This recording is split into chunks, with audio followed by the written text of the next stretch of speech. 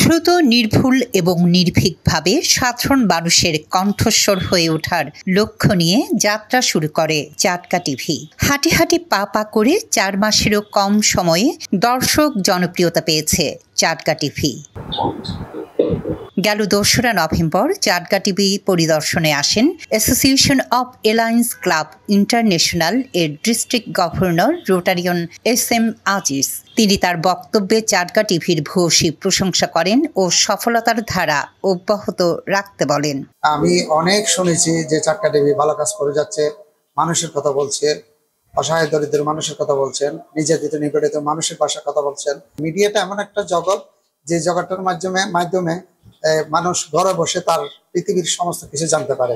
তো ঠিক তদ্রুপ চাটকা টিভিও দেখলাম ইতিমধ্যে যে চট্টগ্রামের এক খানাসে বসে সারা বাংলাদেশের খবর নিউজ তারা দিয়ে যাচ্ছে।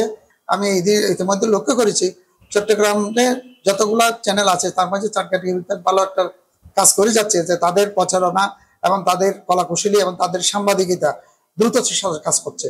তা আমি এই চাটকা টিভির ভূয়সী প্রশংসা করছি। ওই কারণে ভবিষ্যতে এই চাটকা টিভি আরো উন্নয়নের দিকে নিয়ে যাবে। টিভি চ্যানেল পরিদর্শনকালে তার সাথে ছিলেন টিভির চেয়ারম্যান আলহাজ আক্তার উদ্দিন রানা ও টিভির vice chairman GM Mahbub Hossain. এছাড়া টিভির কলাকুশলী video news editor AD Tamal, staff reporter Ratan Barua, camera person Ramzan Ali উপস্থিত ছিলেন। নিউজ ডেস্ক, চাটকা টিভি।